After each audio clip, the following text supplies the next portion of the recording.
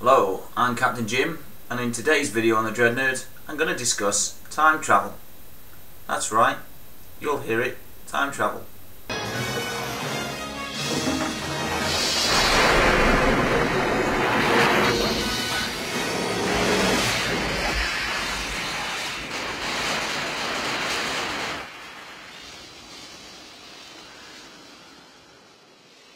So what is time travel? Well, it's obviously a fictional plot device in order to allow characters in books and movies and other storytelling mediums to jump forwards or backwards in a temporal position without travelling through the intermittent time in between.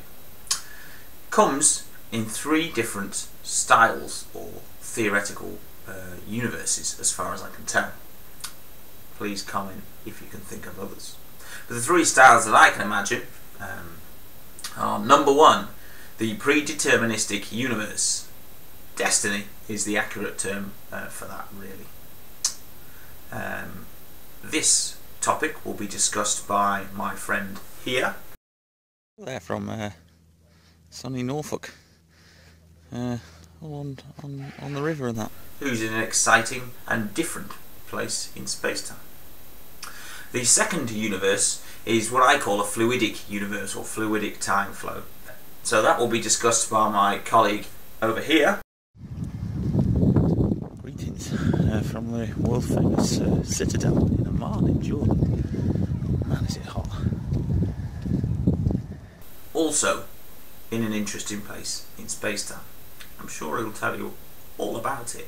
He's kind of a narcissist. The third option for time travel is what I call the alternate universe theory. And my colleague over here. Hello there, I'm here in Wick John O'Groats Airport, up in the very north of Scotland, way beyond the wall. And all the wildlings seem to have gone. I wonder what that signifies. Nothing good, I'm sure. Be excellent to each other. Party on, dude.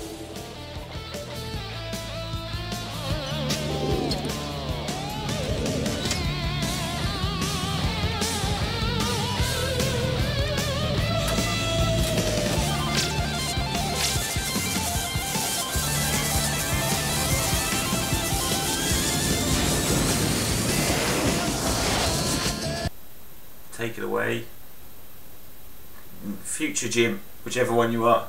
Ah! Hi, Captain Jimmy here from a nice boat on the Norfolk Broads, having a lovely holiday in the sun. Yeah, so now's the section to talk about predeterministic time travel, but I guess you already knew I was going to say that. Basically, the idea of predeterministic time travel is it's predominantly used in film Bill and Ted. It's my films Bill and Ted. It's my favourite resource for it. It's in other areas, I'm sure. Editorial Jim will list on the screen now. The idea of predeterministic time travel is that all of the events in a timeline are already fixed, are already achieved, and you can't make any changes. You can only cause the effects that are already going to be caused. So Bill and Ted is the perfect example of this, where they go, right, oh, we need to find the keys to break into the police office. What if we, later on, we go back in time and steal them and leave them here behind this sign? And then they look behind the sign and they're there, and they're like, we must remember to go back and take them. Oh, we already did do it. Or another example in Bill and Ted, A Bogus Journey. Baddies plans to go back in time and change time. Soon, the system will never have existed. You won't get away with it. Time will tell. Time has told. I will go back and change that. I think you get the picture, really. Don't need to say much more, but just enjoy some of this lovely scenery.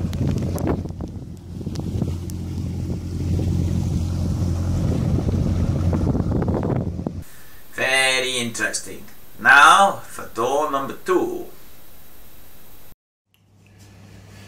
So, now that we've travelled down to the beautiful port city of Aqaba, which is approximately here on the map of Jordan, and it's about 4 days later, and the sun has gone down, and it's chilled to a rather bone-chilling 25 degrees at 1 o'clock in the morning. So now that this has happened, we can crack on with the discussion on time travel somewhat further with a talk about the fluidic time travel as previously stated by that other Jim in the studio. So fluidic time travel is a system used in films such as Time Cop and Back to the Future, and I'm sure if other ones appear to mind during the editorial process, Editorial Jim will make some sort of list or announcement here in order to let you know of the other things it's in.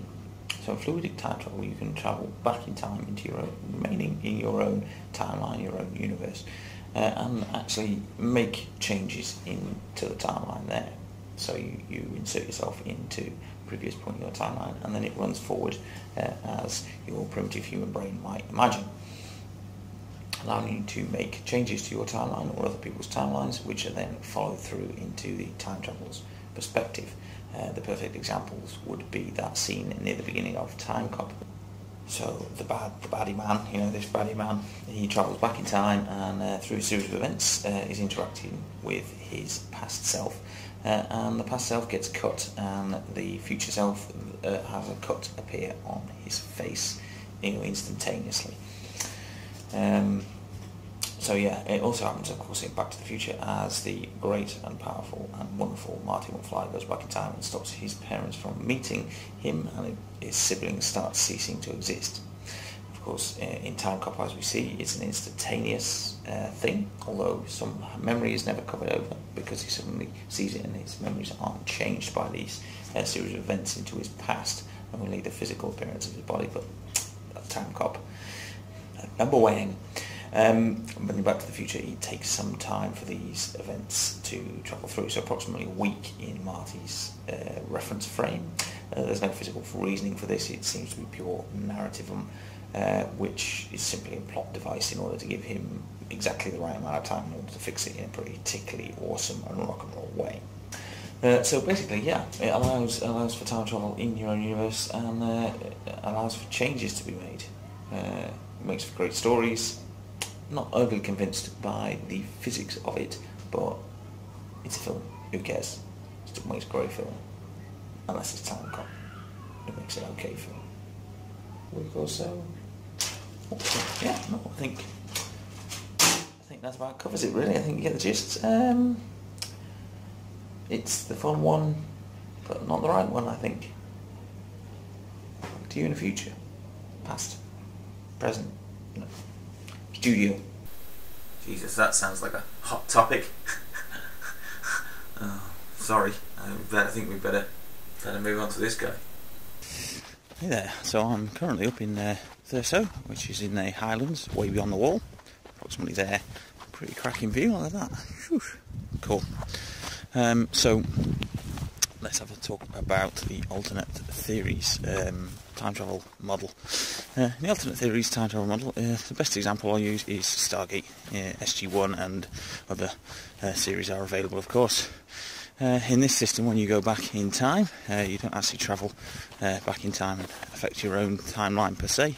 You jump to a parallel universe slightly in the past and make changes to that. So the timeline is affected, different things happen, but you don't cease to exist. These changes don't affect you or cause any sort of paradoxes or anything like that. Several good examples in Stargate are available. Some of the best ones, Mobius and the Continuum Effect, these two episodes from SG-1.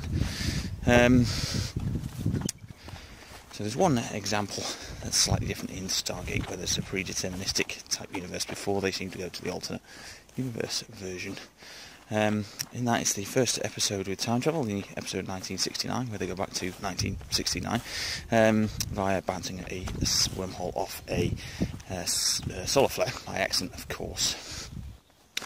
In this, the general gives them a note before they leave, knowing that there's a certain time, and when they get back in time, they open the note, and it's actually from the general saying some information to give to his past self, which they use to convince him to help them escape, and then he you know, when they get back, the general said, well, I always knew you were going to come because I met you when I was a kid as well. So it seems more of a continuous loop of predeterministic type universe. After that, for all the other episodes of time travel, then they appear to be alternate timeline episodes. Stargate Atlantis, for example, where they find a frozen ancient version of Dr. Weir in a stasis pod from the first iteration, if you like, the first time around. That's pretty much alternate timelines, really. It makes for some interesting stories, allows you to do a lot of flexible stuff with narrative in order to change different variations without affecting the characters. And according to quantum theory, then that's the most likely version of time travel. That's our current quantum understanding. Of course, I'm sure the future will tell us we're all completely wrong about everything. So there you have it, 3 different theories of time travel. My theory of time travel theories, if you will. Personally, I'm a fan of the predeterministic universe. It makes interesting stories and interesting plots, and takes a very clever skill in writing in order to fill that in without plot holes. Thus, Bill and Ted being my favourite time travel movie, or at least the time travel movie that I enjoy the time travel in the most. It's not the favourite time travel movie. That is, of course, Back to the Future. 1.21 gigawatts! 1.21 gigawatts! Great Scott! What the hell is a gigawatt? But that's just because of the acting and the writing. I think it's better. Yeah, that's about it from me, Captain Jim. Please like this video. It's always nice to be liked. At least I imagine it is. You can, of course, subscribe if you'd like to see more, and please do that, because that's how I measure my self-worth. And comment if you think I've missed different theories, not covered certain films you enjoy, or generally, you know, want to tell me how was I now. Captain Jim out, as well as Captain Jim out. Jordan-based Captain Jim out. And it's Highlands Jim out. Yeah, Captain Jim's out. How'd you turn this thing off again then? Ah.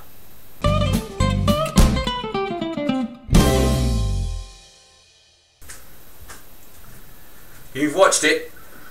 You can't unwatch it unless you're Marty McFly, obviously.